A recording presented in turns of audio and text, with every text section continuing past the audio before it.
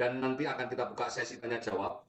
Sesi tanya jawab boleh membahas hal yang lain, bisa dengan chat, bisa dengan suara, bisa dengan video, bahkan bagi teman-teman yang ada di channel YouTube juga bisa memberikan pertanyaan untuk kita jawab. Baiklah kalau begitu, agak tidak terlalu malam, meskipun kita belum ada 100 peserta, tidak apa-apa. Kita langsung mulai saja presentasinya. Baik, Pak Kenzi, waktu dan tempat saya persilakan. Oke, Bang Aris, terima kasih. Bismillahirrahmanirrahim. Assalamualaikum warahmatullahi wabarakatuh. Waalaikumsalam warahmatullahi wabarakatuh. Waalaikumsalam warahmatullahi wabarakatuh. Oke, teman-teman, selamat malam. Salam sejahtera buat kita semua. Untuk teman-teman yang hadir di dalam forum Zoom Academy Power Team malam ini, dan teman-teman juga yang ada di live streaming YouTube, ya, kami ucapkan selamat malam. Tetap semangat, tetap ceria, dan pastinya teman-teman harus bersemangat mengembangkan proyek ini, karena proyek ini akan terus bertumbuh, walaupun kondisi saat ini ada beberapa bug program yang harus diperbaiki oleh development. Tapi di sisi lain kita melihat bahwa potensial dari aset-aset yang akan diluncurkan cukup baik, dan pastinya kita akan terus terhubung dengan global internasional untuk update terkini di dalam pengembangan proyek Metaverse. Sebelum saya masuk, salam kenal buat teman-teman yang belum mengenal, saya Kenzi dari Batam.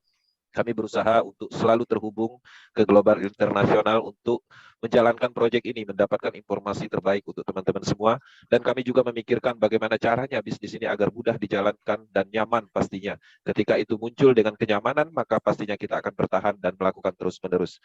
Di dalam Zoom malam ini, yang paling penting itu adalah sesi sharingnya, karena di sini sebenarnya kita ngumpul bareng. Kalau berbicara tentang offline, mungkin ini adalah suatu pertemuan yang biasanya di dalam sebuah bisnis kita ngumpul, berdiskusi, ngobrol. Tapi dengan era digital saat ini, kita bisa ngumpul dari kenyamanan rumah masing-masing, dan kapasitasnya sama. Kita bisa ngobrol, bisa bertanya, bisa berdiskusi, menyampaikan sesuatu. Inilah era, inilah kemajuan, dan kita harus menikmati semua itu dengan kemudahan yang telah ada di internet. Nah, harapannya kita akan merubah mindset agar teman-teman bisa nyaman di dalam pengembangan proyek ini. Sesuatu bisnis itu terasa sulit, itu ada di dalam pikiran. Tapi ketika kita berhasil mengendalikan pikiran kita, maka semuanya akan terasa mudah. Poinnya di situ. Nah, pastinya malam ini selain hal yang paling penting yaitu sesi ngobrolnya, sesi tanya jawabnya, saya juga akan seperti biasa menyampaikan sesi materi singkat di awal, materi ringan. Materi ini pastinya untuk mengingatkan kembali dalam hal mindset kita, dalam hal pemahaman kita tentang bisnis. Ada beberapa mungkin tentang apa yang kita lakukan sehari-hari, apa yang seharusnya kita lakukan dan terkadang berat untuk dilakukan. Nah, dalam hal ini materi malam ini materi ringan, dan saya akan masuk ke sesi materi. Saya akan bagikan slide, setting, kemudian saya akan pindahkan. Oke, teman-teman, kita masuk di sesi materi. Oke, Bang Aris, ada kendala dengan suara atau slide? Suaranya itu bibirmu nyenggol-nyenggol mic, jadi oh ya, kayaknya bibir ini ada kemajuan dalam seminggu ini. Oke, sebentar. Ya, oke, monitor tes. Lebih natural. Oke, silakan dilanjut, Pak Kenzi. Oke. Oke, teman-teman, kita masuk di slide pertama, Metaverse Team Academy. Teman-teman, tema malam ini adalah perulangan di bisnis Metaverse biar mahal. Nah, jadi kami akan mengangkat tema tentang pemahaman atau pola pikir psikologi agar kita memahami apa yang kita lakukan dalam pergerakan kita sehari-hari di dalam menjalankan sesuatu. Harapannya ini bisa bermanfaat untuk saling mengingatkan. Ya, jadi saya akan masuk ke slide berikutnya. Teman-teman, Zoom Academy malam ini pastinya mempunyai tujuan. Ya, target tujuannya adalah menyadarkan kita apa yang kita lakukan semuanya adalah berulangan.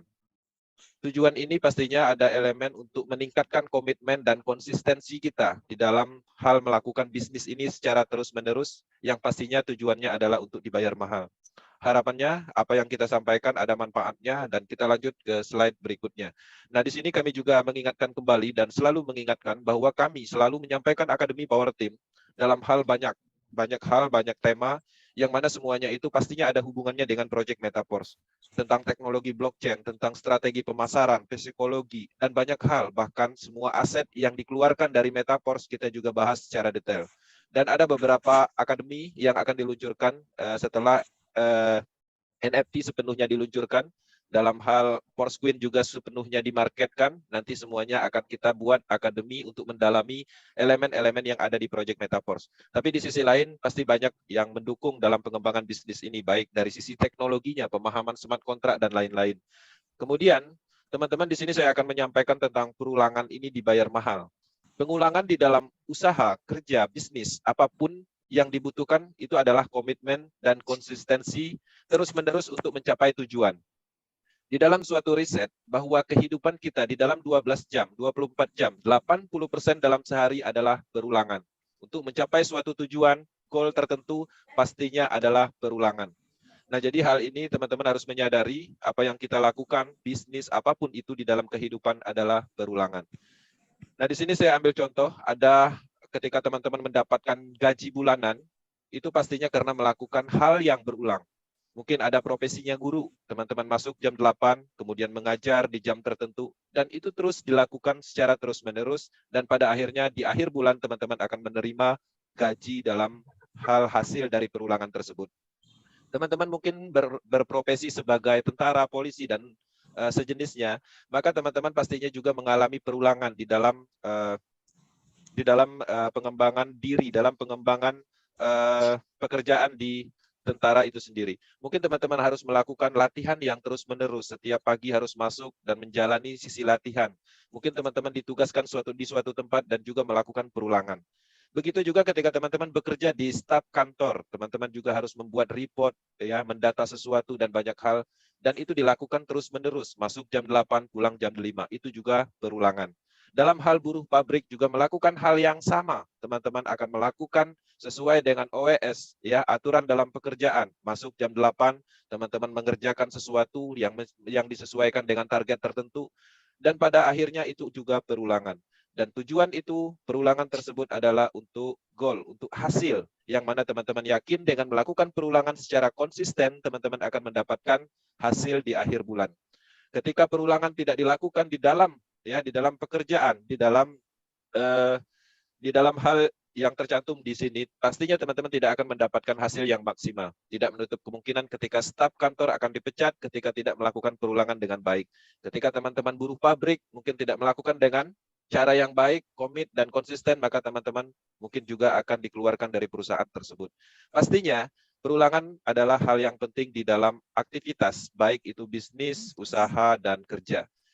Nah, di sini juga saya mengingatkan kembali untuk usaha yang teman-teman lakukan untuk mendapatkan keuntungan.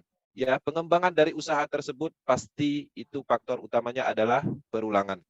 Contoh, mungkin teman-teman membuka warung kelontong, ya pastinya juga itu perulangan. Teman-teman membuka di jam 8, nanti tutup jam 10 malam, kemudian melayani pembeli, barang habis, membeli kembali, dan melakukan inventory dan banyak hal, juga itu adalah sebuah perulangan. Membuka toko di suatu mall, teman-teman juga melakukan perulangan. Jual gorengan sekalipun, itu juga adalah perulangan. Nah, jadi teman-teman harus menyadari ini sesuai dengan profesi kita, dan pastinya kita ingat bahwa profesi yang selama ini kita lakukan itu tidak jauh dari perulangan yang terus dilakukan. Nah, di dalam hal ini juga mungkin di antara mitra Power Team juga mempunyai profesi dalam hal bertani, berkebun.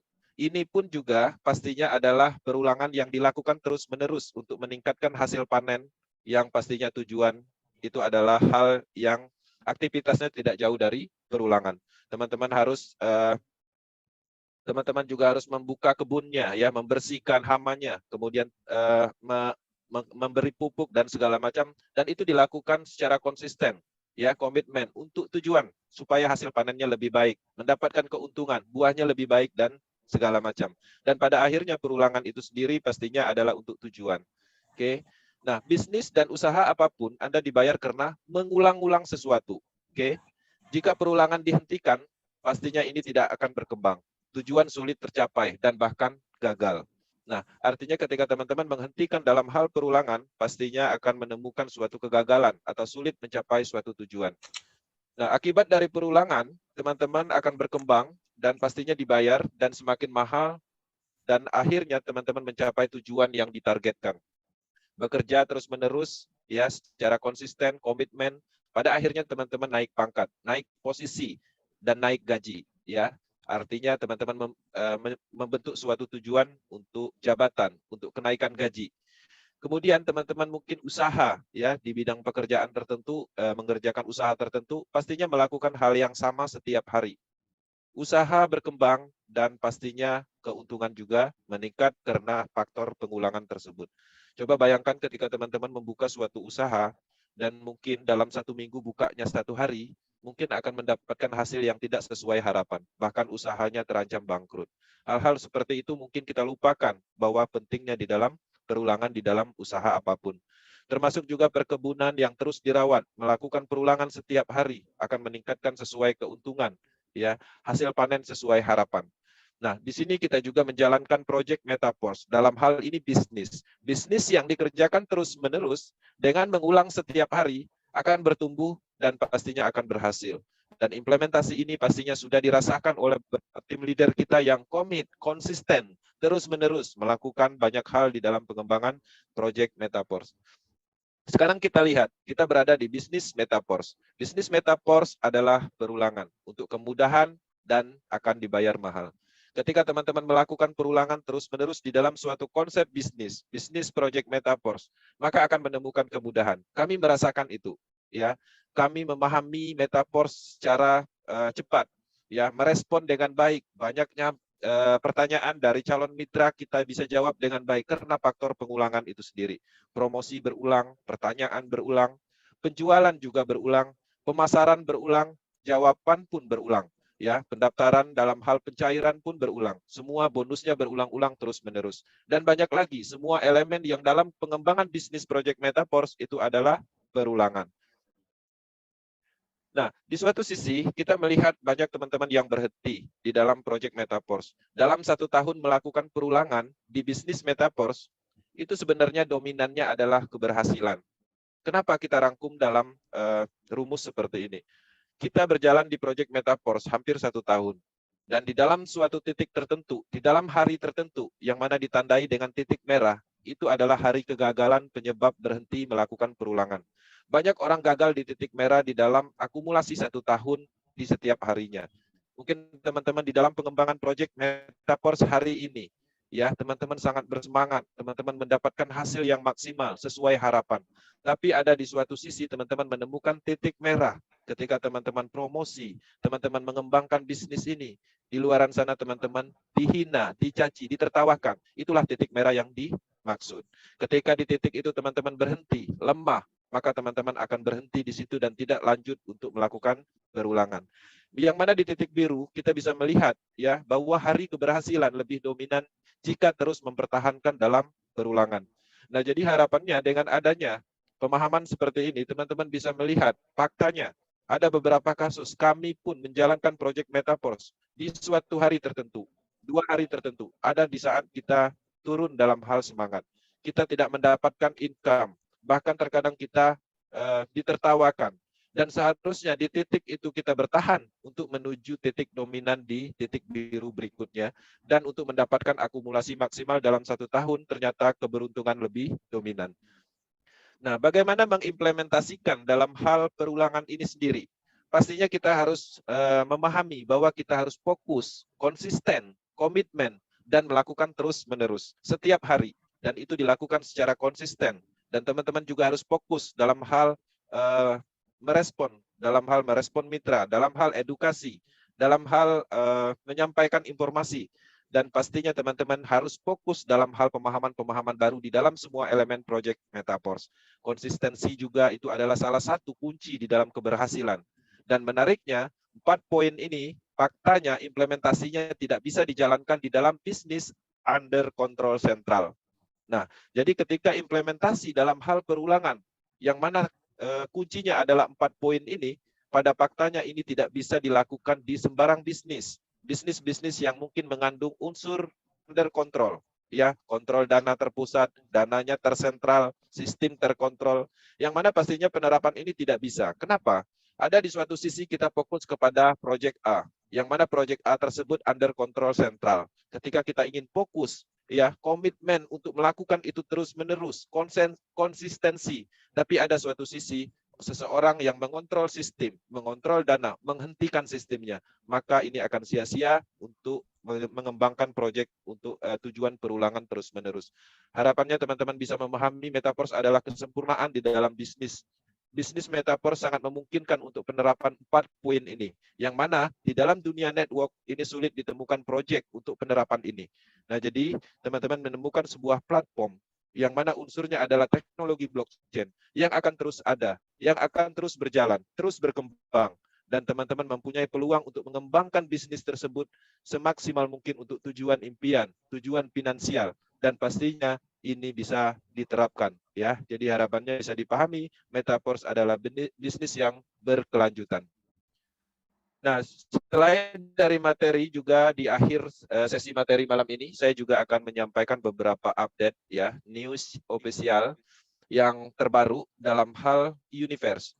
Nah, teman-teman pastinya familiar dengan perpanjang durasi program Universe. Ketika kita mengaktifkan tier program, maka kita akan mendapatkan durasi 30 hari.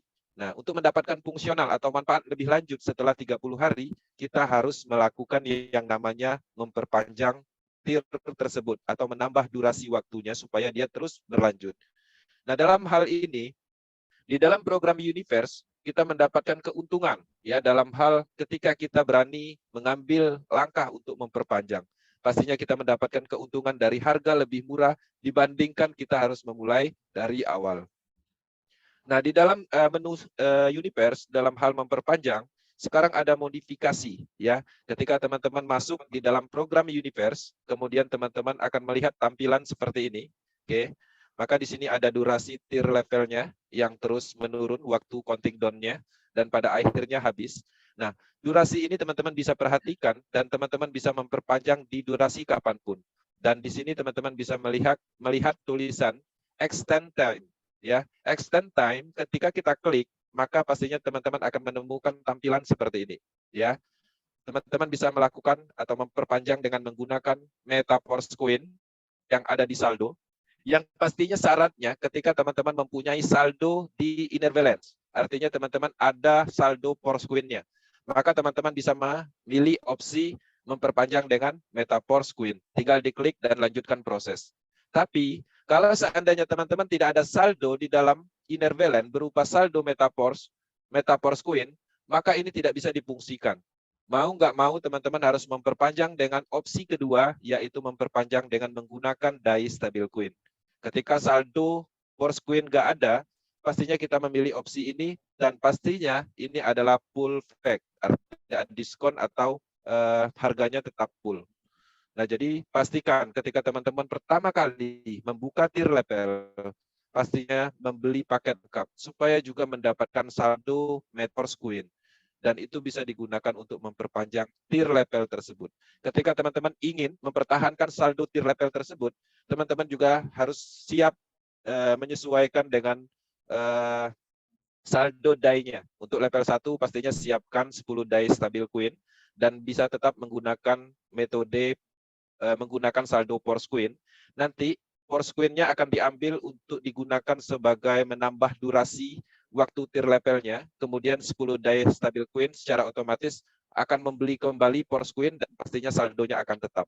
Itu cara untuk mempertahankan saldo supaya tidak berkurang pada saat kita melakukan atau mendapatkan durasi tim yang lebih maksimal, durasi tier yang lebih maksimal.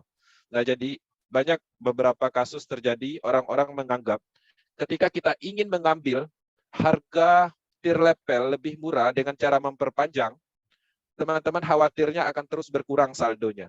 Jadi teman-teman bisa memanfaatkan metode ini yang pastinya harus menggunakan DAI Stabil Coin. Jadi pada saat transaksi, tier level akan mengambil saldo Metaverse Coin dulu, baru nanti 10 DAI Stabil Coin-nya akan terbelikan Metaverse Coin sehingga saldo tetap utuh seperti itu. Dan teman-teman juga akan mendapatkan keuntungan dari sisi diskon lebih murah dari membeli menggunakan DAI Stabil Coin penuh. Nah, di dalam pembelian Force Coin, pastinya setiap orang yang membeli tier level, itu ada namanya opsional atau pembelian yang mana dialokasikan sesuai dengan tier level yang kita punya. Semakin besar tier level yang kita punya, maka teman-teman mempunyai hak untuk membeli, menambah, ya aset berupa Porsquin. Ketika teman-teman mempunyai tier level 1, maka teman-teman pastinya hanya mendapatkan ya secara instan itu 55%, ya. Kemudian sisanya nanti akan dibelikan dan pastinya harus mengikuti program smart kontraknya masuk ke dalam airdrop order. Jadi statusnya akan pending dan menunggu antrian. Oke. Nah, ketika menunggu antrian, pastinya ada beberapa kondisi. Mungkin teman-teman sangat lama menunggu karena mungkin banyak yang tier level yang lebih besar membeli, sehingga kita mungkin tier 1, tier 2, itu mungkin durasinya agak lama dalam hal antrian. Nah, dengan kondisi seperti itu, teman-teman tetap bisa memutuskan opsional atau pilihan. Masih tetap ingin menunggu atau di close. Nah, dalam hal itu, teman-teman tinggal klik di posisi order pending. Maka di situ ada tanda silang, tinggal diklik. Maka saldonya yang 50%-nya itu akan kembali ke wallet masing-masing. Jadi artinya kita tidak melanjutkan antrian dalam hal pembelian Porsquin atau additional pembelian Porsquin.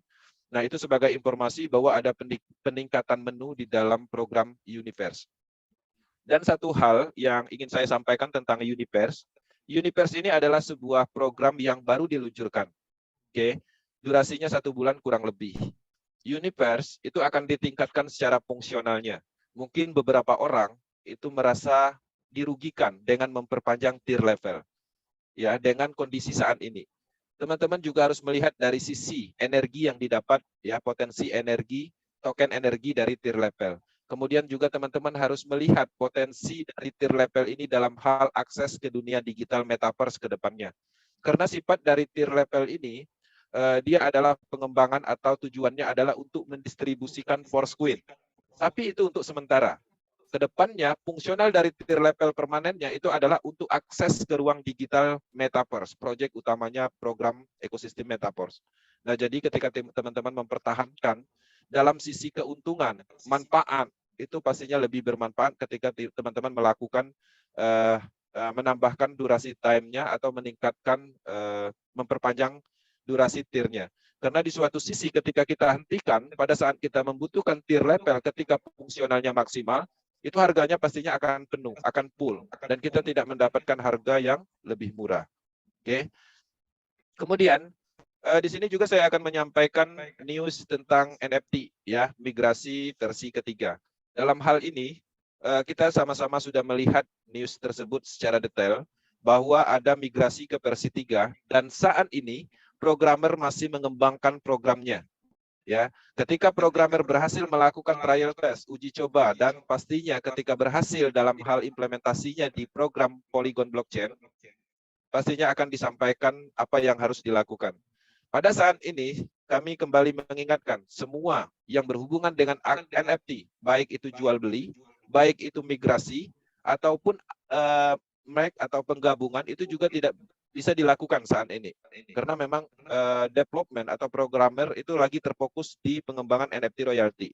Jadi beberapa menu tidak ada fungsionalnya, sehingga saya sarankan untuk menghentikan semua aktivitas NFT sampai ada informasi lebih lanjut.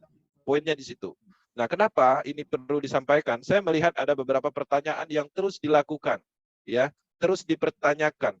Dan di dalam informasi terakhir sebenarnya seharusnya tidak ada pertanyaan lagi tentang NFT. Kita menghentikan aktivitas NFT untuk sementara. Teman-teman bisa mendapatkan uang dari sisi program yang lain yang aktif dengan baik, sempurna. Teman-teman bisa mengalihkan fokusnya ke sana untuk melakukan pengembangan proyek Metaverse. NFT akan hadir ketika waktunya tepat, ketika sistemnya sudah baik dalam hal pengembangan programnya.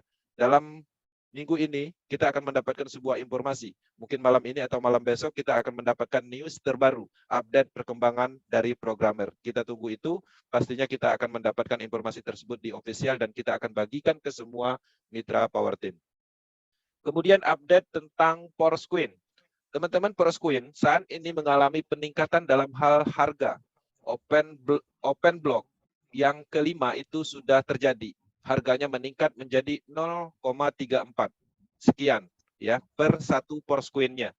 Nah, di sini teman-teman bisa melihat, ya, satu DAI stabil coin, teman-teman akan mendapatkan 2,88 meta Porsquin, yang mana nilainya ini adalah $1. Oke.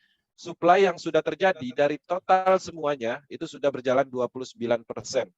Ya, tinggal sekitar 90% lagi semua distribusi Porsquin itu selesai, maka kita masuk ke roadmap berikutnya yaitu listing di market, dan artinya Porsquin itu akan menumbuhkan nilai secara alami ditentukan oleh supply dan demand-nya, ya, kondisi market. Nah, untuk holder sendiri, total orang yang mengambil kesempatan dalam hal pembelian itu ada 64.000 address wallet lebih. Oke. Nah, total supply atau total yang sudah didistribusikan ada 136 juta lebih. Kemudian yang statusnya masih dalam blok, mikroblok di smart contract itu ada 468 juta Porsquin. Dan inilah yang saat ini kita manfaatkan untuk mendapatkan semaksimal mungkin supaya kita bisa menambah aset kita, aset masa depan kita, Porsquin, aset potensial kita, baik dari networknya atau menambah dalam hal pembelian dari coin setnya. Nah, jadi kita masih ada kesempatan untuk membeli karena sekarang supply distribusinya masuk di 29%. Masih ada sekitar 90% lagi. 60% lagi kurang lebih. Oke. Nah, teman-teman, itu adalah materi dan beserta informasi yang kita sampaikan untuk disampaikan ke mitranya masing-masing pastinya. Teman-teman mungkin hadir di dalam Zoom ini terbatas, teman-teman mempunyai struktur timnya, sampaikan informasi ini. Dan pastinya kita akan terus bertumbuh dalam hal peningkatan pemahaman. Kedepannya kita akan memahami lebih dalam tentang Porsquin, memahami lebih dalam tentang NFT, Metaverse, dan banyak hal yang akan terus kita pelajari di sini. Kita sama-sama belajar, kita sama-sama melengkapi untuk mengendalikan bisnis ini, untuk memudahkan kita menjalankan proyek ini. Power Team Indonesia akan selalu mendukung perkembangan Metaverse secara umum di Indonesia, dan pastinya kita menyiapkan semuanya. Dan teman-teman, di sini kami menyiapkan YouTube channel, kumpulan akademi yang kita record untuk diulang. Dan kami juga membuat beberapa saluran grup untuk akademi dan juga untuk promosi. Kemudian juga di sini kami menyampaikan bahwa kami telah membangun tempat saluran pemasaran, yaitu Metaverse Indonesia, grup Facebook yang mencapai 12.000 orang lebih bergabung di dalam grup tersebut. Grup tersebut dibangun pada saat menjalankan proyek Lado Porses dan dimulai dengan 3.000 anggota. Ya, dengan durasi 1 tahun lebih, itu mitra bergabung dengan sendirinya itu mencapai 12.000 saat ini. Nah, teman-teman bisa mendapatkan atau memanfaatkan saluran ini untuk promosi. Karena tidak semua orang di dalam 12.000 itu sudah bergabung di proyek Metaverse. Beberapa orang melakukan aktif promosi di sana, tapi saya melihat persentasenya sangat kecil. Dan semua sisi kita harus mengkampanyekan proyek ini. Mulai dari saluran pemasaran, ya, pemasaran pribadi baik Facebook, ya, WhatsApp, ya, dan teman-teman bisa melakukan itu tanpa harus ya keluar dari rumah, bahkan bisa dilakukan dari manapun. Artinya dengan pola seperti itu, mengaktifkan pemasaran online itu lebih mudah. Ya, bagi teman-teman yang mungkin tidak mempunyai waktu yang banyak, ya pastinya itu bisa digunakan sebagai pengembangan proyek Metaverse. Nah, di dalam hal ini kita sudah menyampaikan materi, pastinya setelah ini kita ada sesi lebih lanjut, yaitu sesi sharing, ngobrol santainya, tanya jawab, dan nanti akan dibantu juga oleh Bang Aris sebagai moderator kita di Zoom Academy ini, dan dibantu juga oleh tim leader Power Team. Dalam sesi sharing, pastinya teman-teman bisa menanyakan apapun, ya, tidak berhubungan dengan tema ini, apapun bisa ditanyakan. Mungkin ada di luaran sana kesulitan yang ditemukan atau mungkin beberapa pertanyaan yang mungkin sulit dijawab pada saat mitra menanyakan. Nah, teman-teman bisa melakukan sharing di sini, menyampaikan pertanyaan tersebut di sini, dan nanti akan dibantu oleh mitra yang pastinya sudah berpengalaman. Prinsipnya, ketika teman-teman menemukan sesuatu yang sulit, kita pecahkan bersama-sama di sini, maka itu adalah jawaban, itu adalah solusi yang akan digunakan terus-menerus. Metaverse adalah perulangan. Ketika satu kali pertanyaan bisa terjawab, ada 10 ribuan kali orang akan bertanya dengan tema yang sama, dan pastinya bisnis ini akan terus bertumbuh dengan perulangan. Oke, kita kembalikan ke moderator. Terima kasih, dan silakan Bang Aris. Belum bergabung di grup Power Team, minta sponsornya, leadernya dimasukkan ke grup WAG1, WAG2, WAG3. Ya, masih bisa nih masuk. Ketika Anda masuk di grup WAG1, WAG2, WAG3, Force Power Team, pastinya Bang Kensi, saya, atau teman-teman yang lain akan saling memberi informasi seputar Metaverse. baik dari misalkan motivasi, gambar iklan, tactile, NFT, Universe, Forcecoin, Metaverse, apapun. Nah, padahal Bapak Ibu ingin tahu nih, ingin menyimpan supaya ketika butuh tidak harus scroll ke atas, yang mana ya cari gitu kan, biasanya kan malas. Nah, ini sekarang saya kasih trik.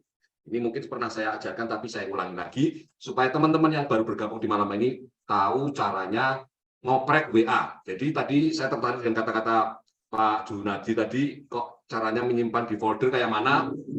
Caranya gini. Oke, saya akan bagikan share screen saya. Oke.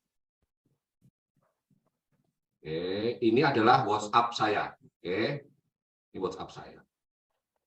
Bapak Ibu sekalian bisa lihat di WhatsApp saya ini, saya membuat beberapa folder yang saya awali dengan edukasi.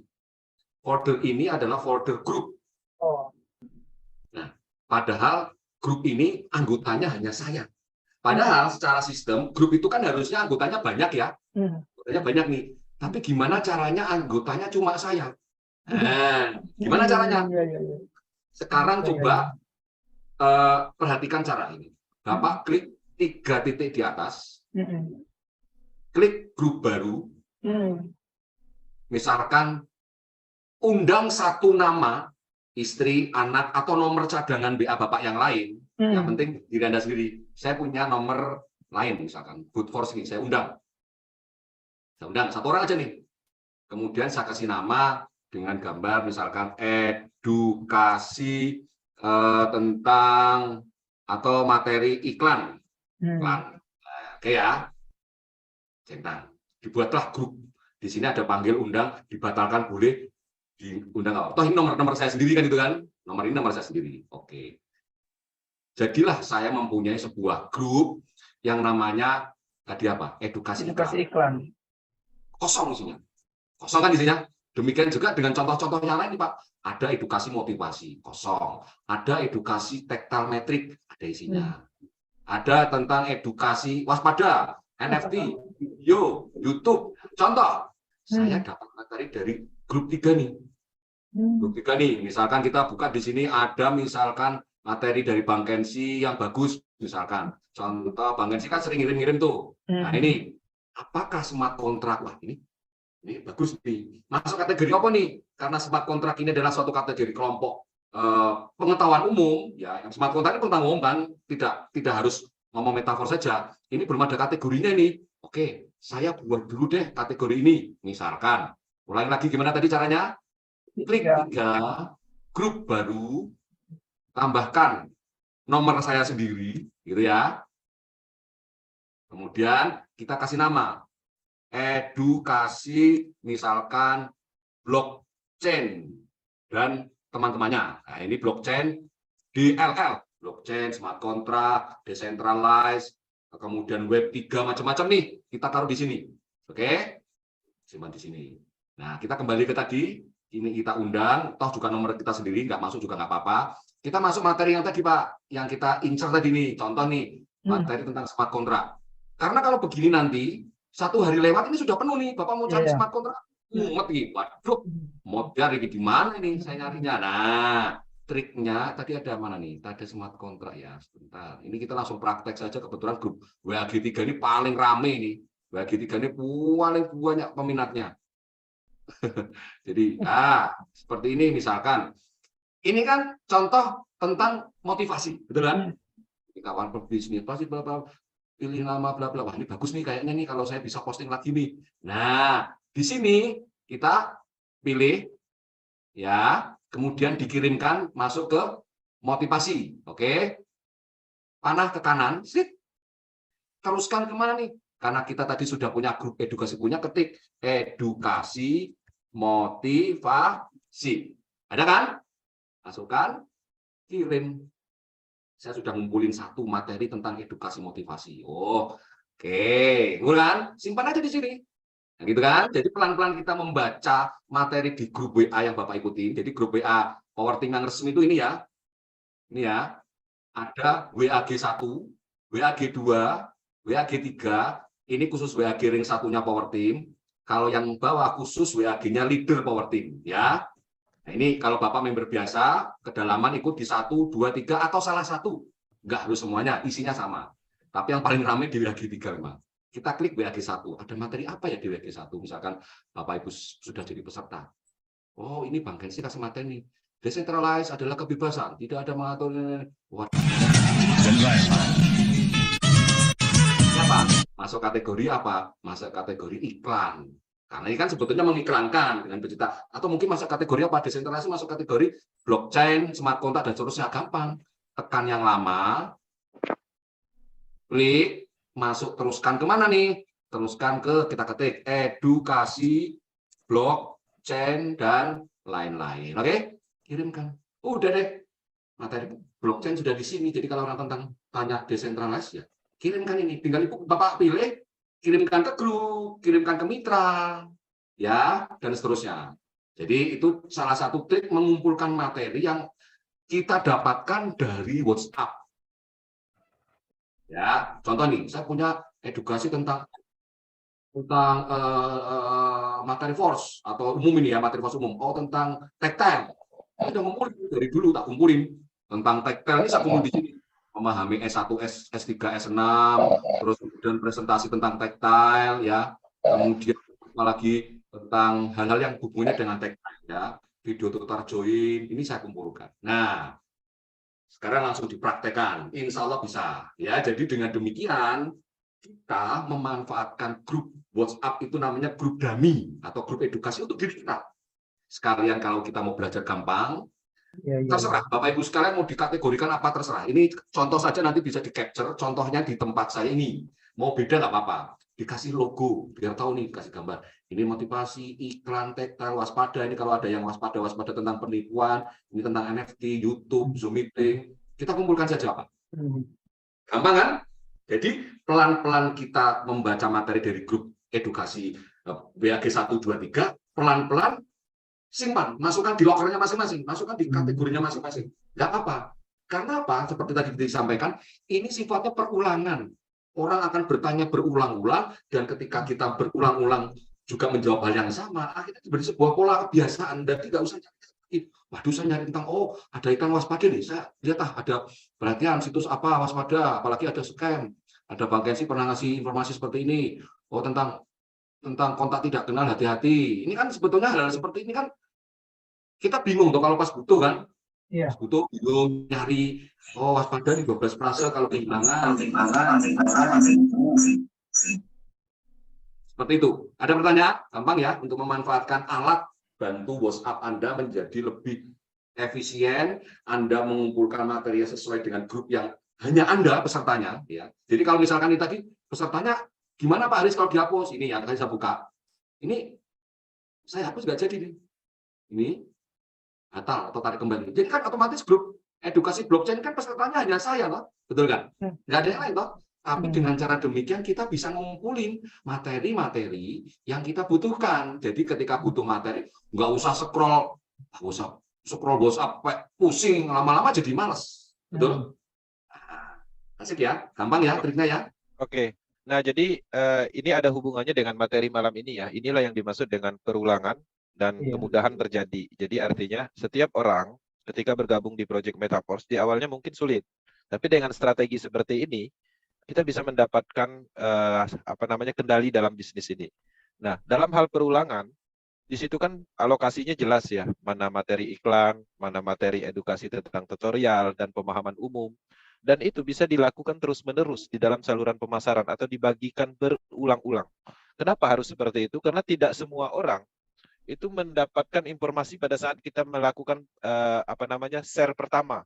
Karena sifat dari saluran pemasaran itu kan terus bertumbuh. Orang-orang baru juga hadir di situ dan mungkin orang lama belum sempat membaca seperti itu. Nah, jadi perulangan-perulangan seperti itu adalah efektivitas di dalam bisnis ini. Makanya saya bilang bisnis ini cukup mudah karena apa yang kami bagikan itu sebenarnya bisa teman-teman save ya, diatur pengaturannya di folder khusus. Dan itu bisa dijadikan materi dan teman-teman bisa kelihatan profesional bisa jadi. Teman-teman mempunyai banyak bahan materi bisa jadi. Karena semuanya sebenarnya sudah ada gitu loh. Nah, permasalahan yang muncul terkadang itu kita membutuhkan sesuatu, tutorial misalnya, penjelasan smart contract misalnya. kita bingung harus mencarinya di mana. Kita pernah ingat, itu pernah dipostingkan di grup WAG1 misalnya. Tapi kan untuk menelusuri itu cukup jauh dan sangat sulit dicari kembali. Maka dengan strategi seperti itu, maka itu adalah kemudahan dan itu bisa dilakukan perulangan terus-menerus. Karena itu semua dibuat, apa yang pun yang kita buat di Project Metaverse itu akan selalu digunakan selamanya. Karena Metaverse adalah konsepnya adalah bisnis yang tidak bisa berubah secara sistem, secara teknologi ataupun aset-asetnya. Jadi materinya ya sama seperti itu. Oke. Ya.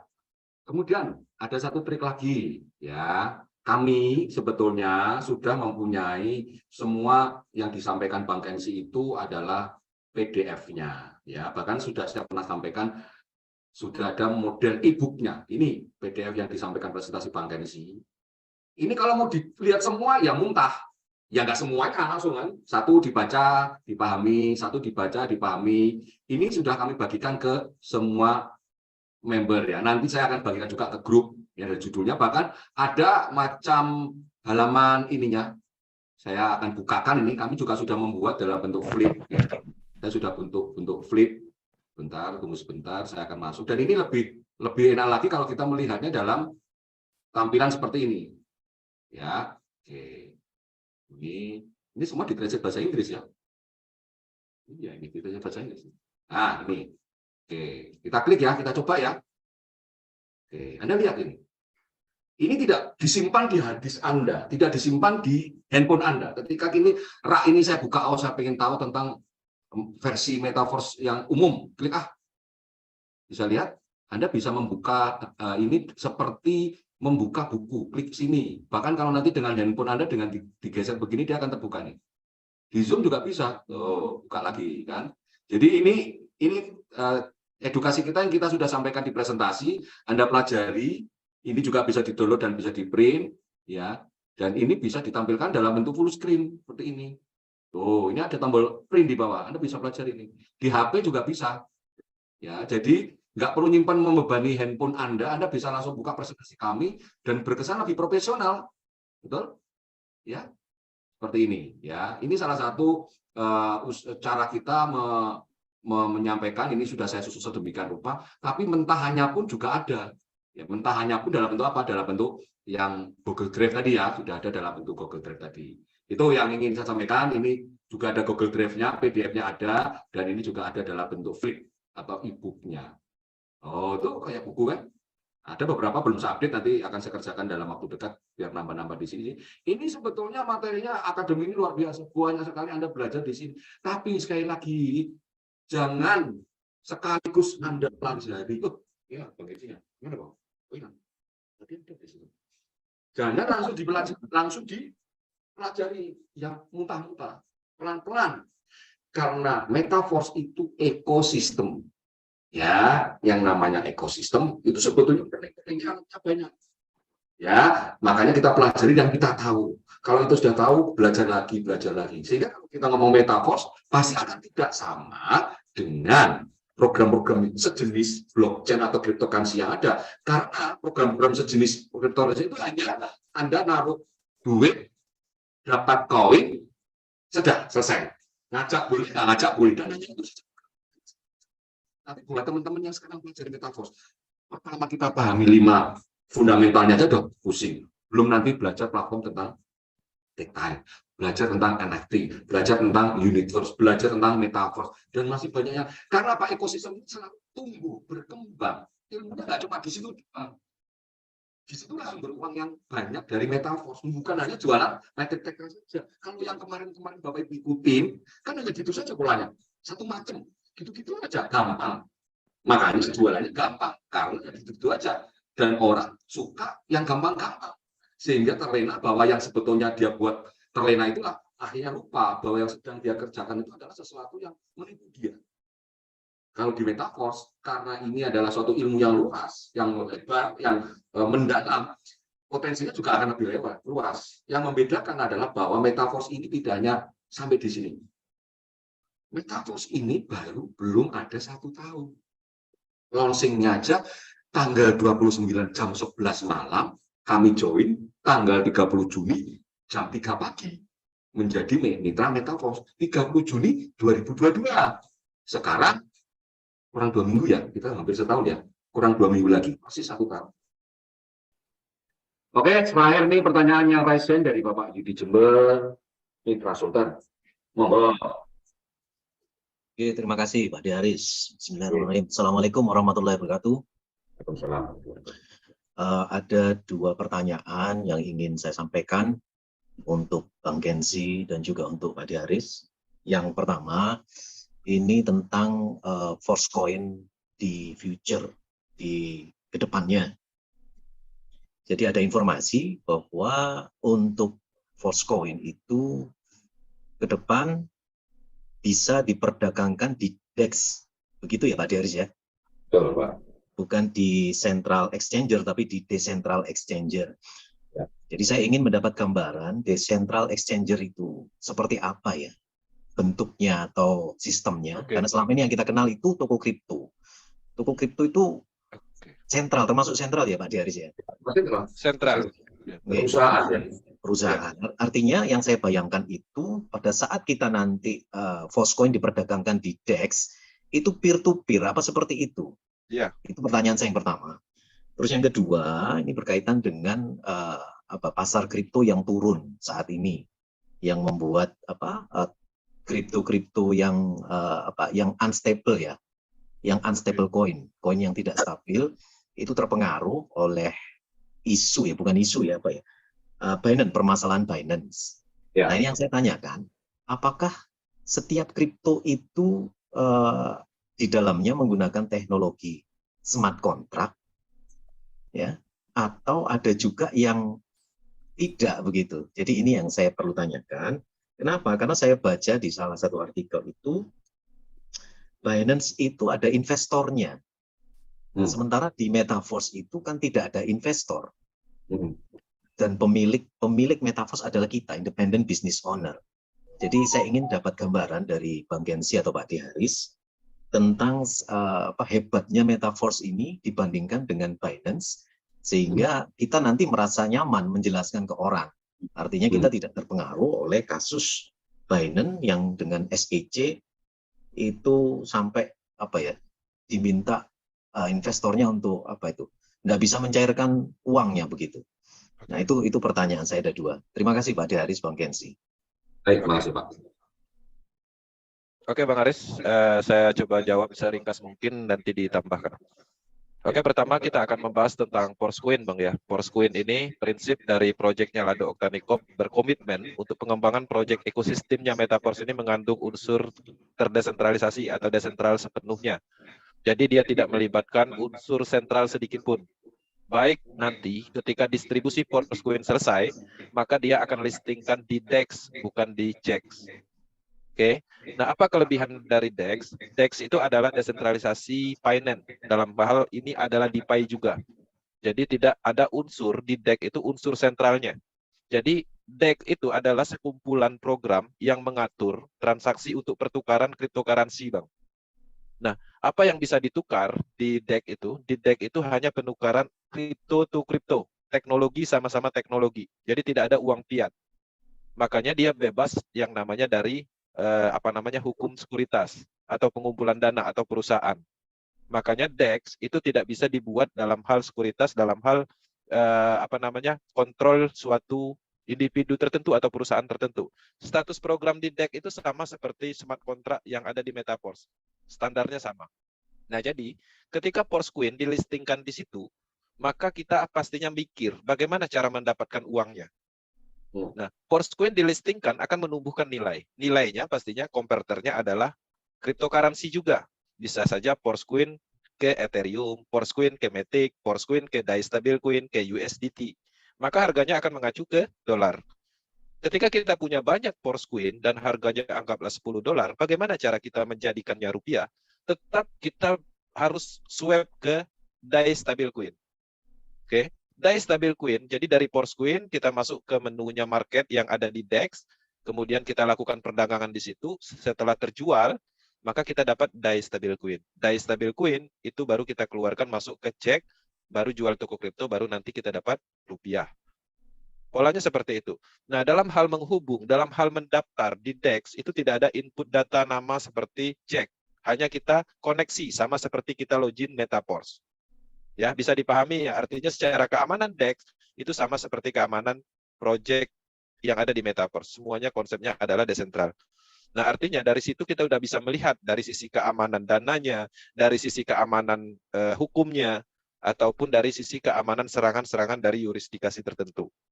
Seperti itu. Bisa dipahami poin itu ya. Artinya ada perbedaan antara DEX dan cek. Ya, kalau cek itu exchanger yang sifatnya sentral, itu artinya desentralisasi yang disentralkan. Bisa ya, didesentralkan. Jadi wallet kita yang ada di toko kripto itu sebenarnya wallet sama seperti di Trust Wallet. Tapi yang create walletnya itu adalah perusahaan toko kripto. Kode prasanya di mana? Di toko kripto. Kita untuk mengakses wallet kita itu pastinya programnya disentralkan oleh mereka, sehingga untuk akses data kita harus input secara sentral. Kita harus daftar dulu KTP, harus daftar alamat dan verifikasi segala macam. Tujuannya apa? Tujuannya adalah untuk mengontrol, ya, mengontrol dalam hal transaksi kita di toko kripto, untuk mengatur perpajakannya, untuk mengatur keamanannya dalam hal keamanan sentral dari sisi legalitas, hukum dan lain-lain. Seperti itu. Makanya ketika teman-teman misalnya transfer DAI stablecoin ke Indodax, oke, DAI stablecoin di Indodax nggak ada jaringan Polygon. Tapi pada saat teman-teman melakukan transaksi, DAI jaringan Polygon ditransfer ke jaringan ERC20. Secara logika, address wallet ERC dan Polygon itu address walletnya sama. Saldonya tetap masuk, tapi tidak muncul di akunnya Indodax. Bagaimana caranya? Tetap kita harus konfirmasi untuk mengeluarkan DAI stablecoin dalam jaringan Polygon untuk dikembalikan ke ERC20. Nah, itu salah satu bukti bahwa wallet yang ada di Indodax, di toko kripto, itu sama seperti wallet yang ada di Trust Wallet. Cuman, yang ada di toko kripto Indodax, aksesnya, private key-nya, kode frasanya, itu ada di database-nya mereka. Polanya seperti itu. Artinya desentralisasi yang disentralkan. Oke. Clear ya untuk DEX? Clear. Ya, ya. Oke. Artinya begini, Bang. Apakah nanti ada program baru tentang DEX itu yang ada di Metaverse? Ataukah saat ini DEX itu sudah ada? DEX sudah ada. Sudah ada di luar Metaverse gitu? Udah ada.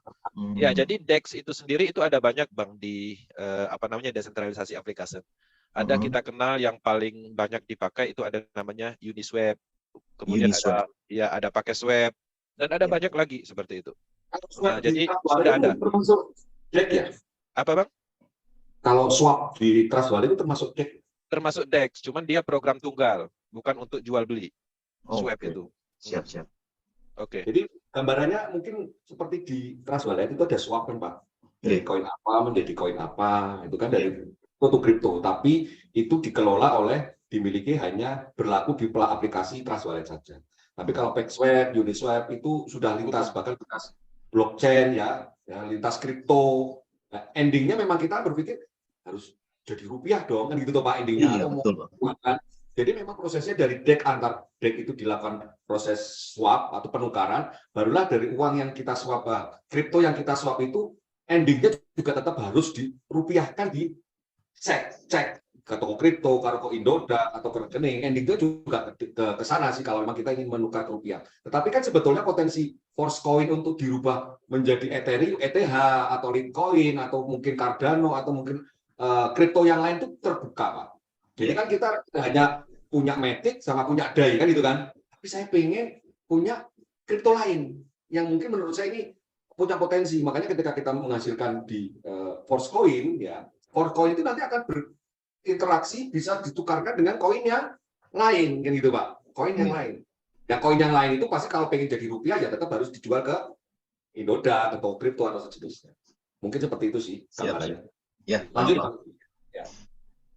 Oke, untuk pertanyaan yang kedua masalah SEC ya, karena baru-baru ini kan ada benturan SEC menggugat Binance. Nah, kita harus memahami sumber masalahnya di mana. Jadi gugatan dalam hal SEC itu sendiri, SEC itu adalah semacam yurisdikasi yang mengontrol keuangan di Amerika Serikat sama seperti OJK lah. Karena dia berada di Amerika Serikat, pengaruhnya cukup luar biasa, itu global. Nah, itu harus dipahami. Nah, mereka menargetkan dana nasabah yang ada di Binance. Jadi dana nasabah yang ada di Binance itu ada indikasi dana tersebut digunakan tanpa izin seperti itu. Jadi di dalam hukumnya SEC itu, ketika ada sekuritas yang sifatnya mengumpulkan dana nasabah untuk suatu program dalam hal perusahaan, itu dana tersebut itu tidak bisa diganggu dalam hal digunakan untuk keperluan hal lain, baik itu diputar lagi atau apapun. Nah, ada indikasi menurut SEC seperti itu di Binance. Nah, di Binance itu adalah cek ya, sebuah perusahaan exchanger yang sama seperti toko kripto, Indodax seperti itu. Nah, jadi target hukumnya itu kemana?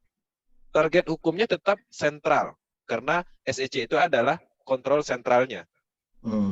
Jadi bukan ke teknologinya, Bang. Teknologinya tidak pengaruh, tapi target hukumnya itu kemana? Ke CEO-nya, ya, ke apa namanya, foundernya si Binance. Si siapa namanya, Bang? Cepang gitu. Zhang siapa gitu? AZ. Ya. Nah, jadi artinya orangnya yang ditargetkan SEC. Nah, permasalahannya apa sekarang? Permasalahannya itu ke market.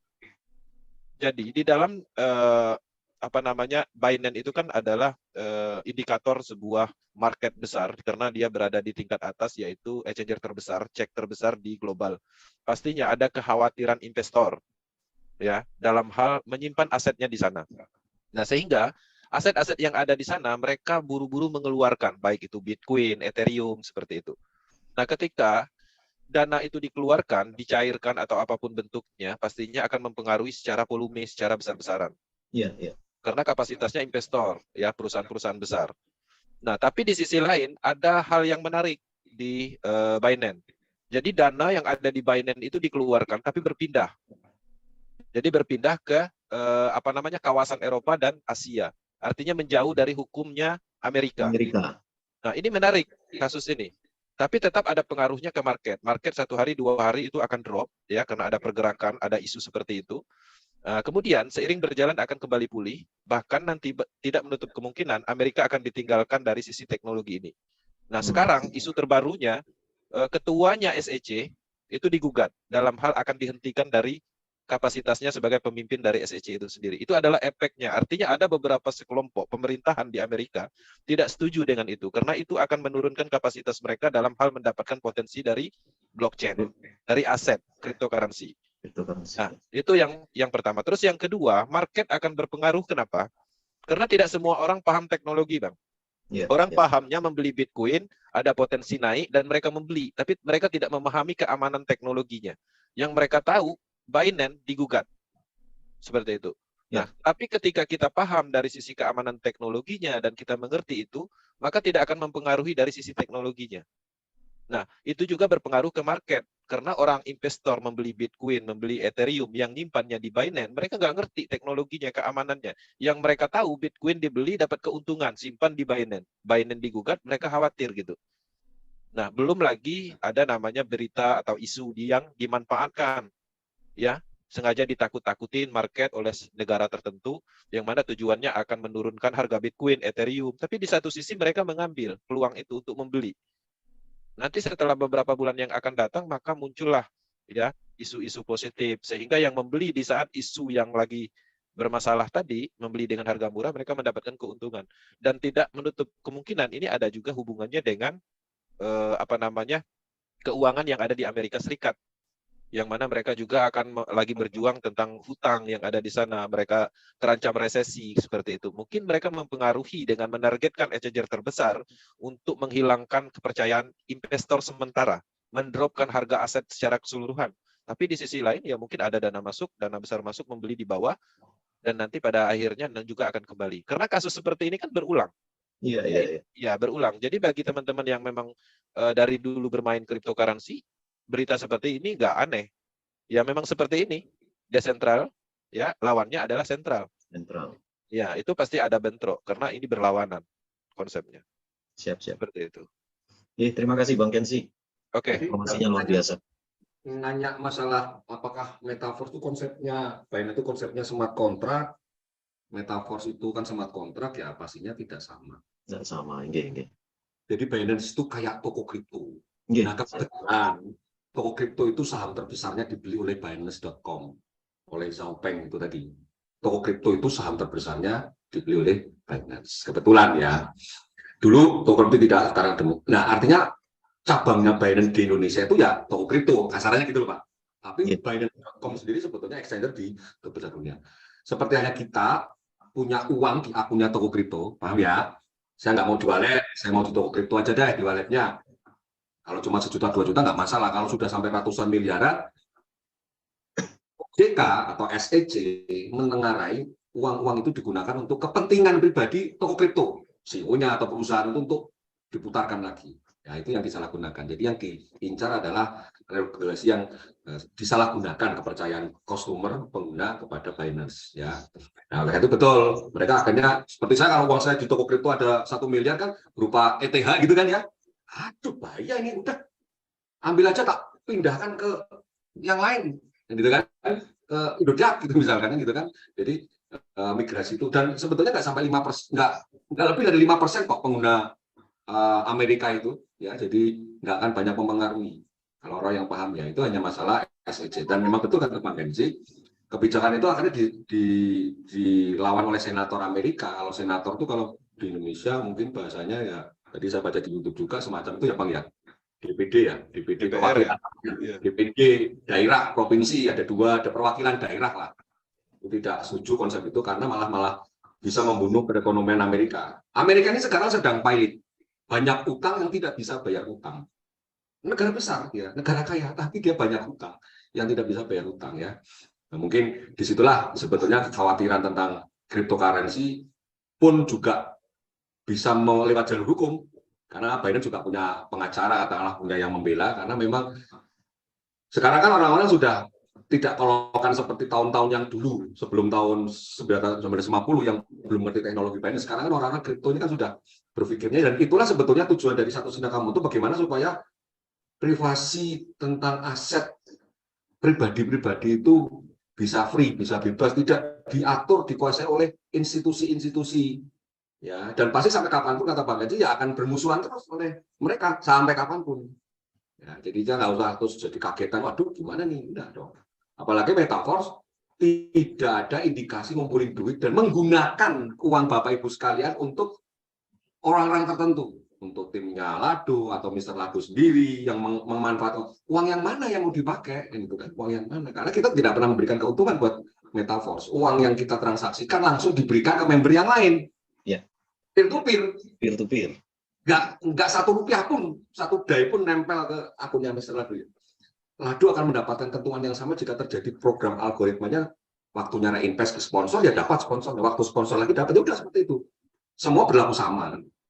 Jadi ya memang untuk beberapa orang newbie memang digunggung kropiok kalau bahasa Jawanya itu ya. Kalau bahasa Indonesianya itu digebiah uyah gitu lah. Wah itu bahasa Jerman nih. Kalau bahasa Indonesianya itu dipukul rata.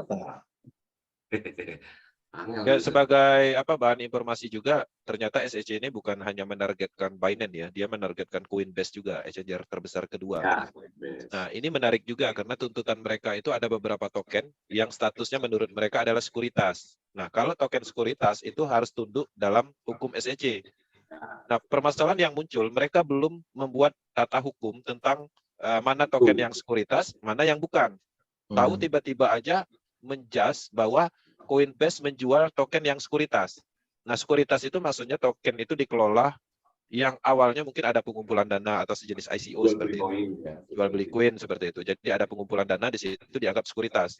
Nah, efeknya apa ke Amerika? Jadi semua transaksi yang berhubungan dengan Amerika itu ditutup sama Coinbase. Sekarang pertanyaannya yang rugi siapa? Negara mereka, Amerika Serikat. Nah, itulah kenapa sekarang ini terancam dipecat ketuanya SEC ini. Nah, jadi efeknya itu ke mereka. Karena ini sudah bermain di ranahnya teknologi, artinya sulit untuk dikontrol. Karena SEC itu bagaimana caranya? Dia ingin menguasai sistem keuangan ini. Entah desentralisasi ini, walaupun dia sifatnya desentralisasi, mereka tetap mau mencari celah. Bagaimana mereka tetap mendapatkan keuntungan dari arus keuangan yang ada di Coinbase, Binance, dan lainnya seperti itu. Dapat oleh bagian lah, biar dapat bagian lah. Itu ya, mungkin cukup Pak Yudi. Ya, cukup, terima kasih Pak Diaris, Bang Genzi. Sama-sama. Ya, cukup teman-teman semua. Di sini sebetulnya kita manfaat kalau belajar metaverse niatnya, tapi kalau terus ada yang bersinggungan soal-soalnya di luar metaverse, kita lama-lama juga akan tahu. Dan itu sebetulnya nilai jual Bapak Ibu sekalian. Menunjukkan bahwa Anda paham konsep ini karena Anda mau memahamkan diri Anda sendiri, sehingga ketika diskusi dengan orang itu memberikan efek bahwa Anda memang orang-orang yang memang mau belajar dan mau berubah dari sesuatu teknologi yang sedang sama-sama masuk di dalam dunia kita. Ya, lama-lama kalau ada. Oke, thank you semuanya teman-teman Metaverse, Power Team. Mungkin pertemuannya cukup Bang Enzi ya, sudah jam 11:30. Ini Oke, kalau sudah lepas kacamata ini jadi sudah nggak bisa baca lagi, mata sudah berair. Hadir ngantuk. Teman-teman semoga nggak bosan dengan kita, dengan Bang Enzi, apalagi ilmunya luar biasa. Dengan saya yang ngomongnya suka selengean ya. Moga-moga aja ya seperti inilah kita belajarnya. Sersan, serius tapi santai. Sersan. Serius tapi santai. Serius tapi santai. Itu namanya. Oke. Serius selesai kan acaranya. Selesai. Oke teman-teman semua, sebelum kita akhiri, marilah kita bersama-sama membaca hamdalah bersama. Alhamdulillahirobbilalamin. Terima kasih teman-teman semua atas waktunya. Manfaat buat kita semua. Sampai ketemu di lain kesempatan. Wassalamualaikum warahmatullahi wabarakatuh.